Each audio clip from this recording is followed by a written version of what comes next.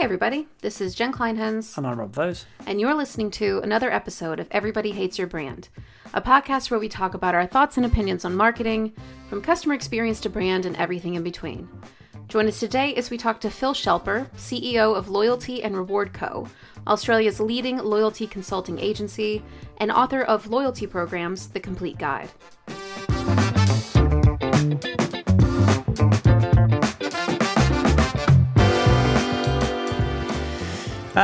We've been very lucky on this podcast to have some fascinating guests on, and we try very hard to find experts in their fields and people who have an interesting story to tell.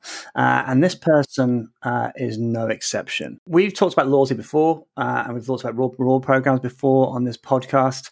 And we wanted to cover it off again with the perspective of somebody who's really, truly deeply an expert in the field. So I'd like to welcome to the podcast Phil Shelper. Welcome. Thanks, Rob.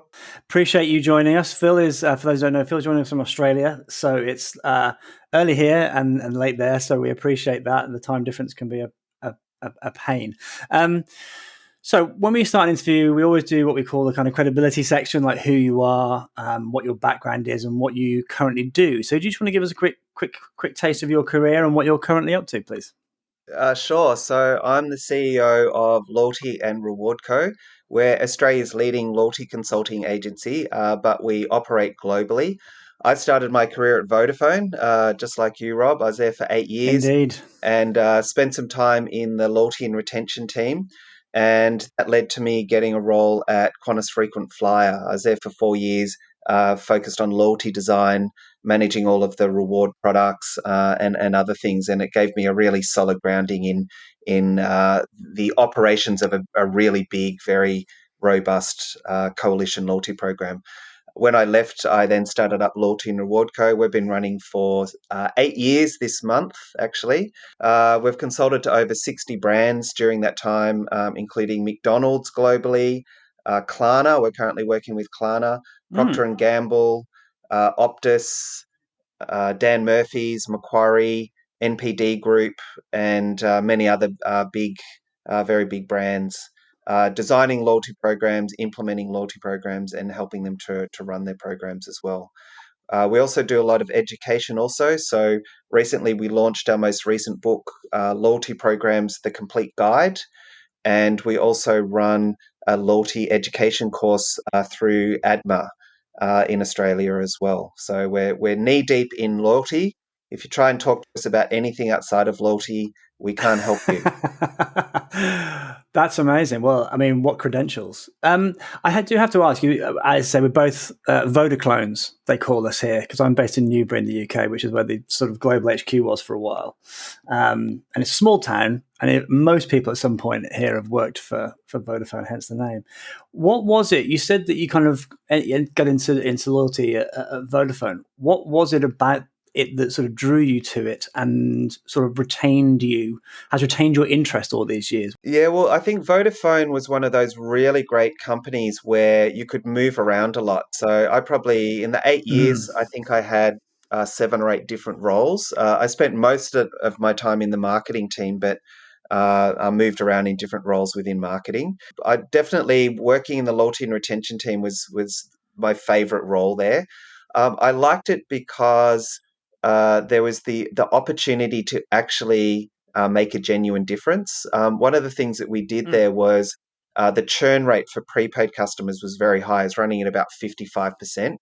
And so we worked to develop a program where we identified customers who had run out of credit or their credit had expired. And if there was any sort of a pause, even a 2 or 3 day pause in them recharging, we'd hit them with a really attractive offer to stimulate them to recharge as quickly as possible. And it was a super simple campaign. So that got me really thinking about how powerful loyalty and retention approaches could be. And then when I moved on to Qantas Frequent Flyer, I got introduced to the world of loyalty programs that make money. So I was introduced to the commercial model and how they make money and the way that all works. And I was absolutely fascinated by it as well. So I got really addicted to that, to the commercial modeling and money side of things. The last thing that really cemented my obsession with loyalty was getting involved in loyalty psychology. So I did a double major in psychology at university, and I did some more study of consumer psychology postgraduate. And the thing that I identified was that consumer psychology actually is deeply embedded in loyalty program design, and it works really, really effectively. So Mm. the fact that I'd come across a field where all of that psychology that I'd been studying my whole life could actually be applied and it actually worked was very, very exciting to me.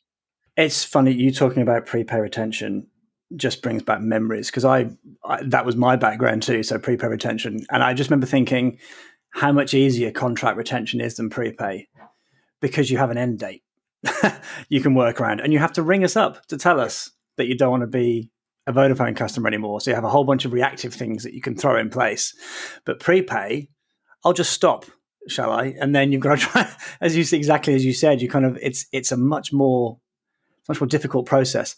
And I think your point about the commercial elements of reward programs, that point I think is that people think of reward programs, they just think of loyalty programs, they just think of the loyalty effect. A lot of people don't think about the broader revenues that can be generated from a reward program, which kind of leads me into I guess the next question. There's a lot of work been done recently, and in the last sort of 10 years since How Brands Grow by Professor Byron Sharp came out in I think 2010 or so, around trying to empirically look at marketing effectiveness. So whether it's Byron Sharp, it's Binet and Field, it's the Ehrenberg Bass Institute, what have you. And if you read some of their stuff, their view on not so many loyalty programs per se, but loyalty and the idea of talking to existing customers, they don't see that as a driver for brand growth. Their view is actually a lot of customers, there's going to be lots of customers buying relatively infrequently as a way of driving brand growth. Obviously, you must bump up into that when you're talking to clients and you're working with people. What's your kind of perspective on that work and that angle? Yeah, look, I think my main response to that type of approach is beware of generalist statements. There's a lot of different industries, there's a lot of different companies, a lot of different cultures in the world. So to be able to, broadly say, "Oh, this doesn't work and this does work," for me is immediately problematic.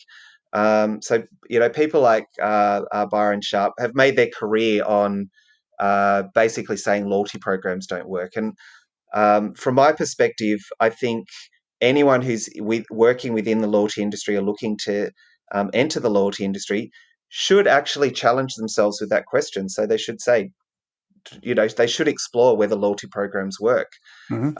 And the great thing about the loyalty industry is that uh, sure, there's papers which demonstrate that loyalty programs don't work, but there's actually hundreds of academic studies all about all aspects of the loyalty industry. The loyalty industry is incredibly lucrative. It's a subset of marketing, and there's been a lot of money invested from an academic perspective. So there's a lot of studies out there. We've taken the time to read a lot of those studies.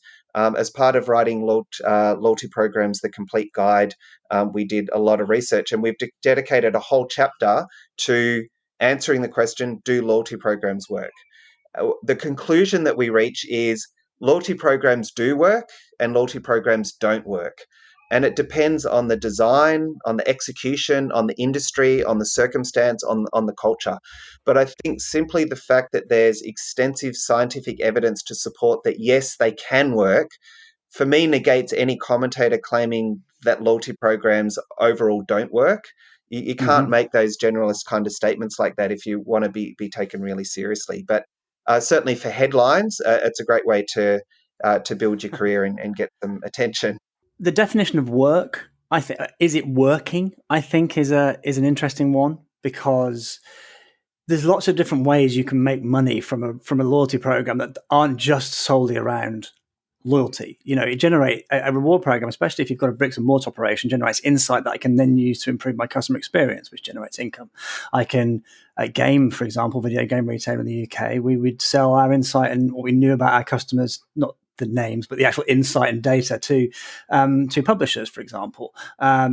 and obviously, the airlines make money by selling miles as a wholesale operation. So there's a lots of the definition of work. I think is an interesting one in terms of what you're talking about, in terms of what a loyalty program can offer to a business.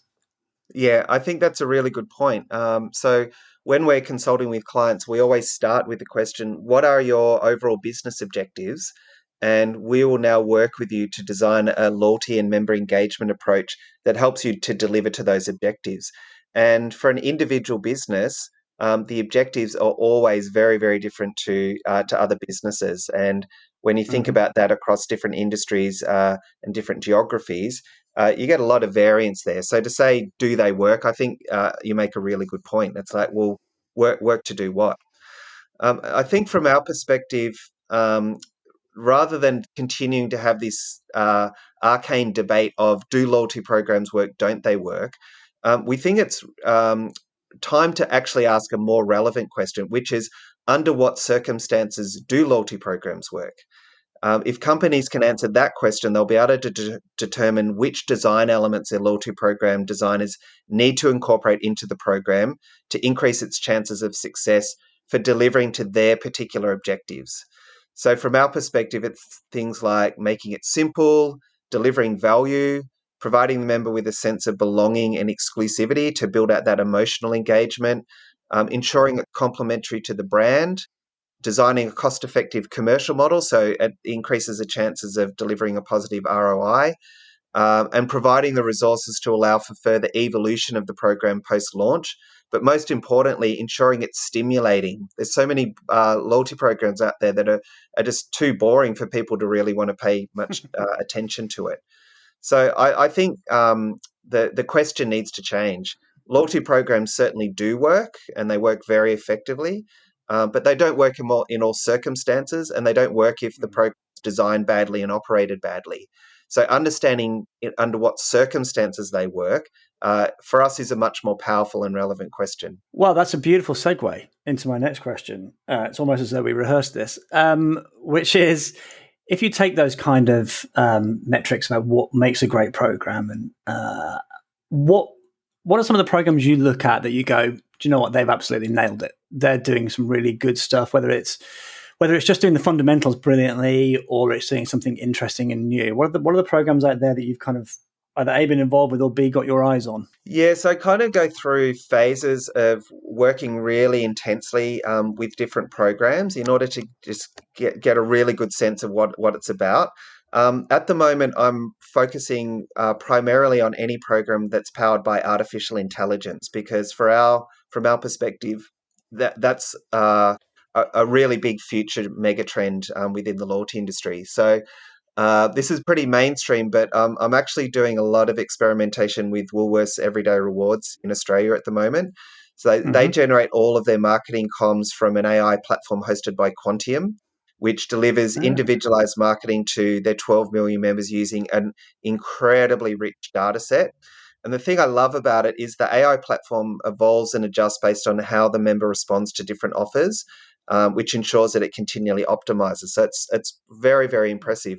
So what I'm doing with that at the moment is for a couple of weeks, I'm getting all of the offers coming in, I'm activating them. I'm then going and shopping in a way that activates and uses all of those offers.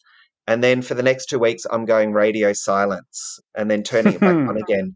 And it's absolutely fascinating to see how the AI responds with increasing and reducing the value of the offers that has been provided to me and changing the conversation and the types of offers that are being put in front of me based on that different type of erratic behavior. Very, very fascinating to see it responding. It's like you're playing with something alive. I'm Skynet. also, yeah, I'm also having a good play with Kiehl's rewards at the moment. So Kiehl's is like a cosmetics brand. They've got a program where you earn points and you can redeem those for vouchers, and they have all sorts of discount offers and that sort of stuff. And the reason I'm having a good play with that is it's ridiculously generous. So every time you Ah. place an order, you get all of these free samples and then bonus products. You get 10% back of what you spend in the form of points. And when you've accumulated enough, you can cash them out for a $10 voucher. You can use multiple vouchers in a single transaction.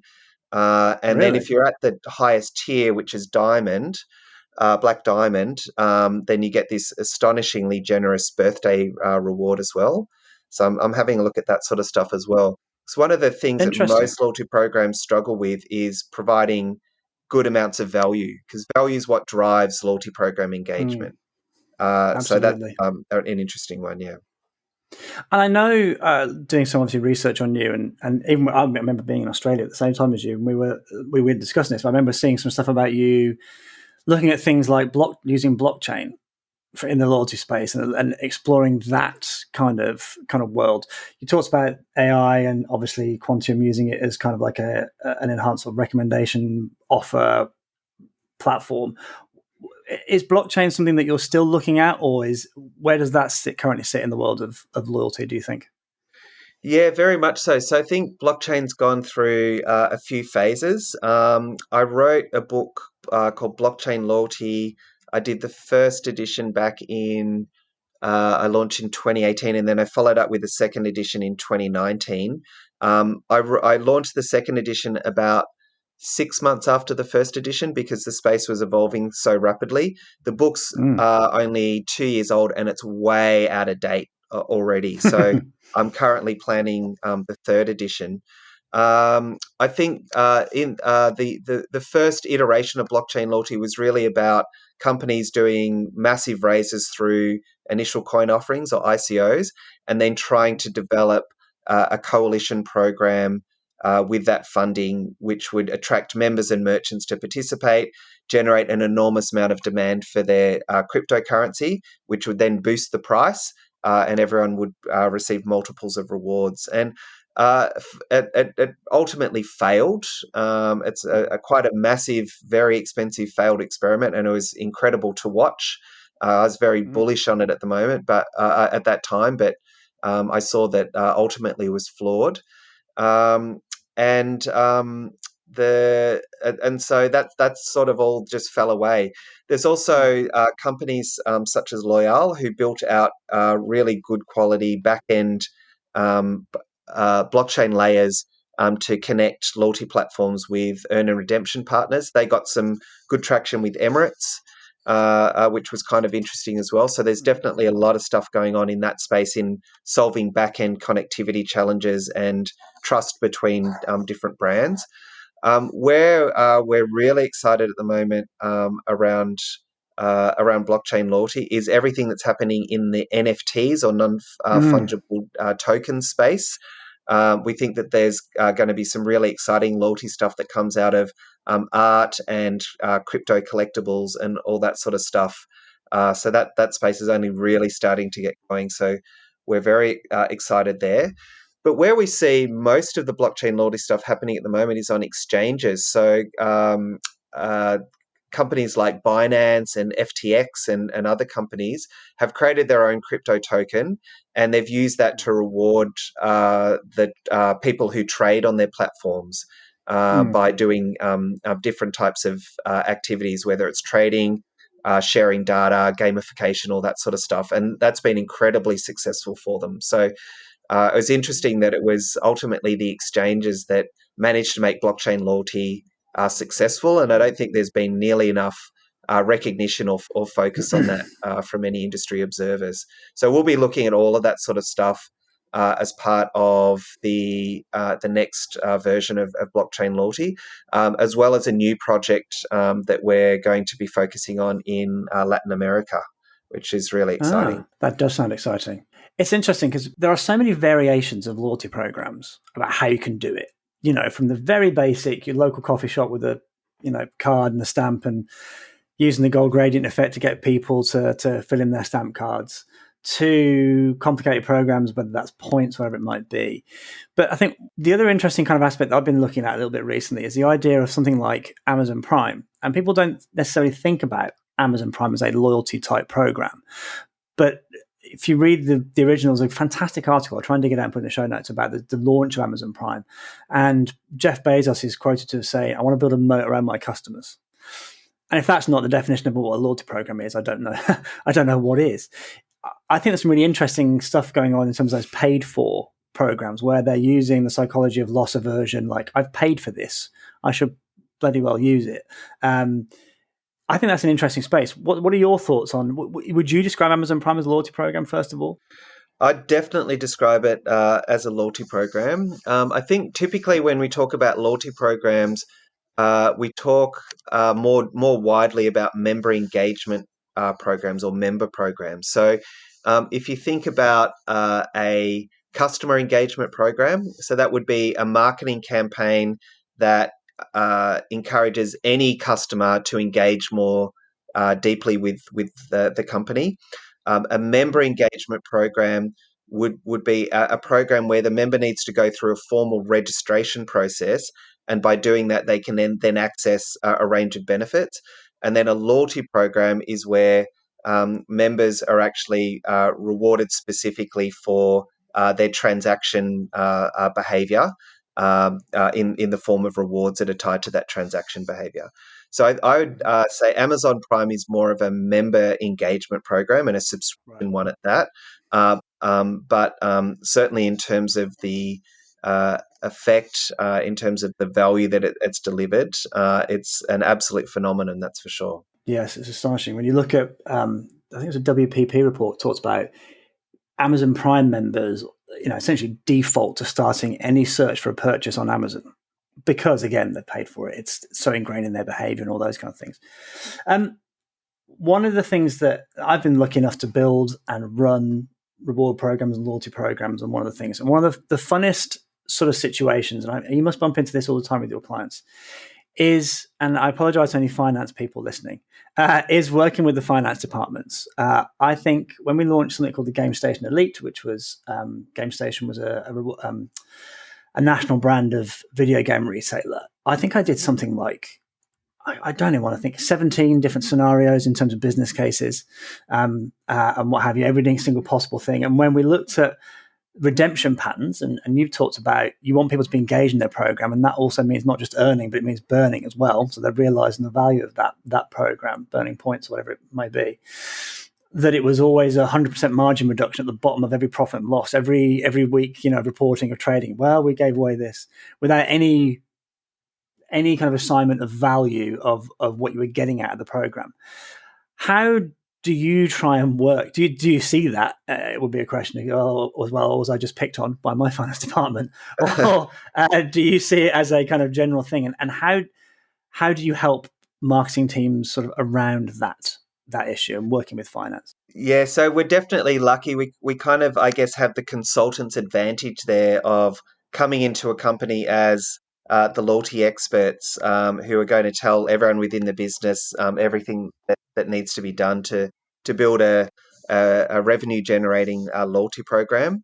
The first thing that we do is we interview relevant people within the business, which always includes the finance director or the CFO, where possible, and get them to provide their insights into what they're looking for, and have a conversation with them about any concerns that they have with respect to cost, so that they've got that initial interview to let things off their chest and let us know what they want us to consider, so they feel like they're being heard. Um, Off the back of that discovery phase, we then have an ideate phase where we run a workshop or multiple workshops with key stakeholders to go through the process of exploring different frameworks and identifying what the right loyalty program design is going to be for the company. And we always make sure that there's a senior finance person involved in those workshops so that they've got the opportunity to participate in that. So when it comes time to actually start looking at commercial modeling, we're engaging with someone who has been on the journey and has a better understanding of the fundamentals of what makes a good loyalty program, but also why the particular design that is being modeled is the right design for their company. Uh, the other thing as well is we often find that people working within finance teams don't have never designed a loyalty program commercial model before, so they don't really have a solid understanding of how to best structure it. So we'll always do the first draft of the commercial model for them, and work with them on agreeing assumptions, and parameters and everything. So when it comes time for them to take that over and complete that model, they've been heard, they've been on the journey and participated in the design, and they've been provided with direction on how best to model the financials. So they now feel like they're actually part of the process, rather than having something put in front of them that they then need to critique without having any real background understanding of what's going on. And following that process for us, we've been very, very successful in getting a lot of support from CFOs. So it's just me then, is what you're saying. Definitely not you. I When I was working within companies, it was always way, way more difficult to try and get Yeah, something past the CFO, because you were developing something in isolation and then taking them to them at the end to say, "We want to do this. Can we have some money?" And so it took them a lot of time to get up to yeah. speed to understand what's going on. So it's a very different approach. But chapter 14 of Loyalty Programs, the complete guide, is all about commercial modeling and financial modeling of loyalty programs, with lots of formulas and examples and stuff in there. Anyone out there in finance world who wants to get a better understanding of how to model loyalty programs from a commercial perspective, there's heaps of details in there. Brilliant. Well, a slight change of gear now, because both myself and Jen, who, again, for anybody who's listened to these podcasts before knows we have fairly limited, some limitations on our tech, which is why only one of us ever does the interviews usually. But we're both interested in setting up, people who set up their own businesses, people who've decided to take the leap and make a go of something. And demonstrably you have, 8 years is phenomenal. Most small businesses don't last that long. So for you to have done what you've done is extraordinary. We're always fascinated by what the catalyst was that made you make people go out on their own. What was it? What was the trigger for you that made you decide, you know what, I'm going to go and do something outside of working at a big client or working on a big loyalty program? Yeah, so for me, it was just a hatred of corporate life. So I hated the politics, I hated the slow pace, the control other people had over me. I had no passion for putting energy into a product or a service that I didn't actually own myself, or feel that I could profit directly from. Ultimately, my personality type just didn't fit it. I was always looking for an idea, a business idea, which I could use to go and build out my own business on my own. I started Loyalty and Royco when I was working for a company after I left Qantas, and I just needed a little bump to get me flying with that business. And fortunately, they gave me a redundancy at exactly the right time, and that funded me to move full time onto the business, and I didn't look back from there. So yeah, that was me. I've had a lot of people contact me over the years about going into business or starting up their own consultancy versus staying in corporate land. And typically, the people who do go ahead and do that versus the ones who go back into corporate land, the main differentiator that I've always determined has been, what their distaste for corporate life is. It can be an amazing motivator. Yeah, absolutely. And in terms of what you've learned along those 8 years of trying to build a business, trying to grow a brand,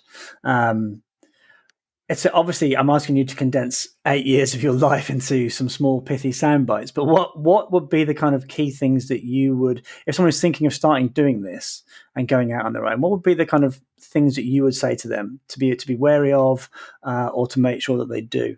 Yeah, so first thing I'd say is don't listen to me. When I started up my business, I realized how little I actually knew about business, despite having like a 20-year history of working for corporates. For the last 8 years, I've mostly made it up as I go along. I've probably faced bankruptcy 3 times during that 8 years from making terrible decisions. So I'm very lucky the business is still solvent, although we're doing very well at the moment. Um, I work like a dog. I've got no social life. I'm utterly obsessive. I'm very, very boring to talk to unless if you want to talk about loyalty programs. I'm unbearably stubborn. I think everything that you need to just keep going and not give up and never die. Hmm. I've got all of that sort of stuff. But where I've ended up now is I've got a business which is beautifully differentiated. It's definitely expert grade. I feel when we go in and work with clients, we're genuinely providing a lot of help. We're geared to continue scaling, which is nice. I've got a really amazing team.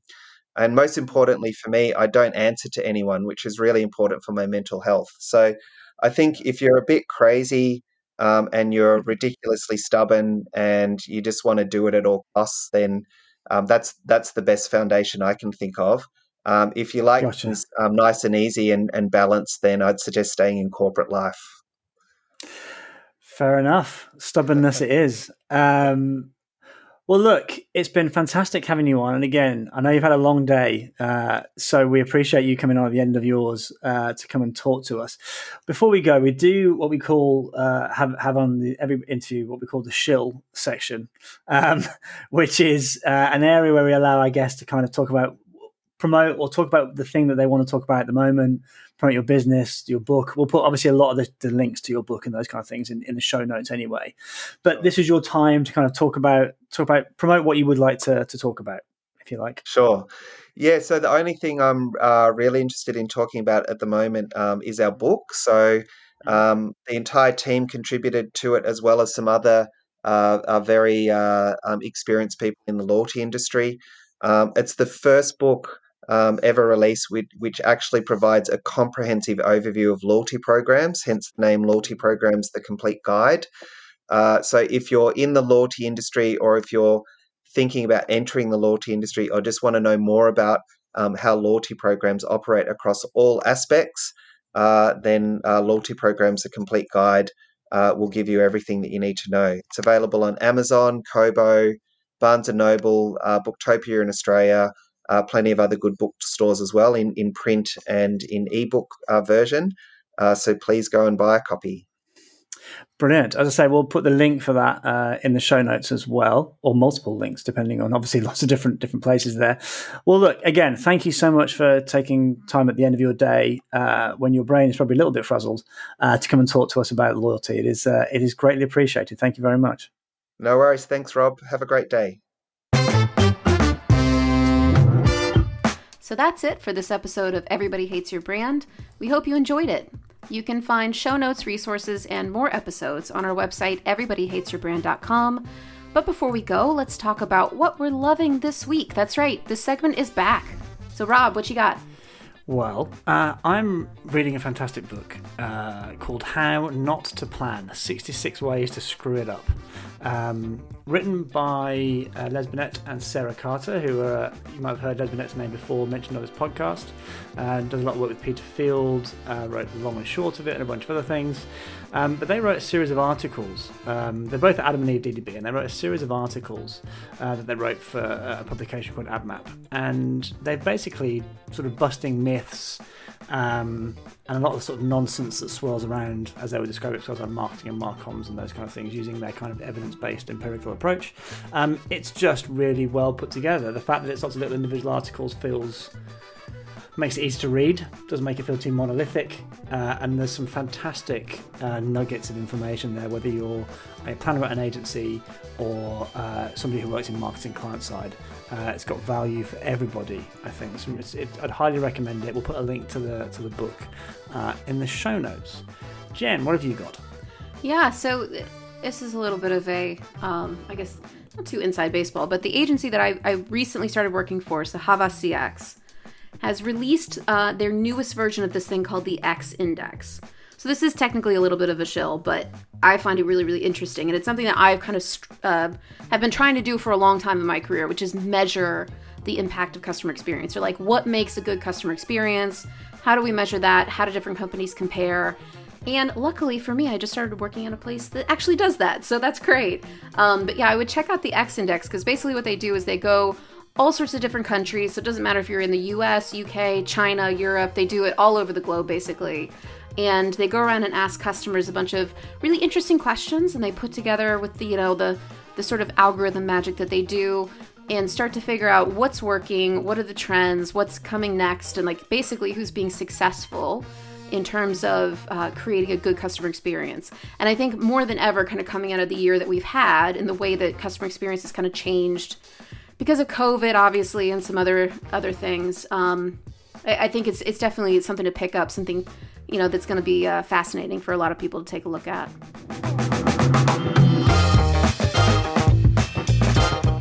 Well, you did it. You've wasted another perfectly good half an hour or so with Rob and Jen and the Everybody Hates Your Brand podcast. Again, you can find us on everybodyhatesyourbrand.com and your podcast platform of choice. Have a week. Take great care and be vigilant.